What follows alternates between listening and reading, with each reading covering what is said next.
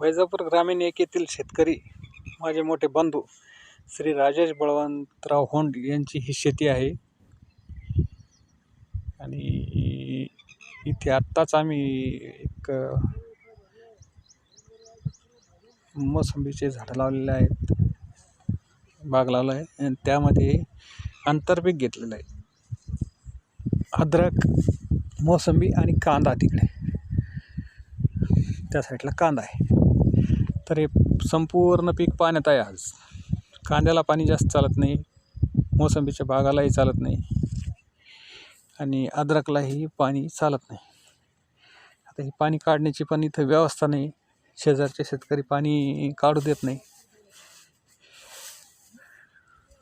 आणि हे संपूर्ण पीक आता धोक्यात आलेलं आहे. आणि आज ठीक आहे, एक दिवसाची गोष्ट नाही, आज जर इथून पुढे जास्त पाऊस चालला, कारण हवामान अभ्यासकांनी सांगितलं की 4-5 दिवसात अजून खूप तुफान पाऊस येणार आहे आणि परिस्थिती बिकट होणार आहे असं त्यांचं म्हणणं आहे. आणि खरोखर त्यांच्या म्हणल्याप्रमाणे तसं होतं आहे, असं नाही किंवा ते वरच्या वर काहीतरी सांगतायत, असं नाही, तसं होतं आहे.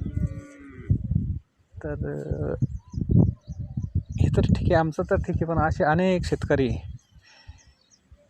त्यांचं या पावसामुळे नुकसान झालेलं आहे आणि होणार आहे. शेतकऱ्यांसाठी शासनाने याची कुठेतरी दखल घ्यावी असं मला वाटतं. आणि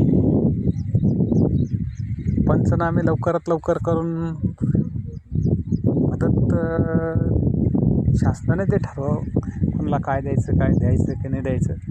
पण कमीत कमी जगासमोर ही माहिती येऊ दे की बाबा शेतकऱ्यांना किती संकट असतात, किती हाल होतात शेतकऱ्याचे, त्याच्यासाठी काय काय करावं लागतं, किती कष्ट करावं लागतात, हे तरी जगासमोर येऊ द्या.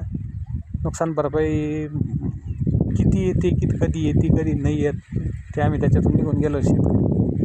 आम्ही जास्त अपेक्षा ठेवत नाही, कारण आम्ही इतके काही असे सधन शेतकरी नाही. तरी पण आम्हाला माहिती, शासनाकडून आम्हाला जास्त अपेक्षा नाही, पण हे सगळं त्या लोकांसाठी सांगा की बुवा शेतकऱ्यांना जो म्हणतो की बुवा शेतकऱ्यांना काय आहे, त्यांना तर नुसतं पेरायचं आहे ना, येतं आपोआप, तसं नसतं राहत. ते त्याच्यामागं खूप खर्च आहे, त्याच्यामागं खूप कष्ट आहे आणि त्यातून हा निसर्ग कोपतो. आणि काही शेतमाल घेऊन गेलो थोडा महाग झाला की सगळे ओरडायला लागतात. तर त्यांच्यासाठी कमीत कमी त्यांना दाखवा आणि ही परिस्थिती त्यांना दाखवा आणि त्यांना कळू द्या की खरंच परिस्थिती काय असते ती. धन्यवाद.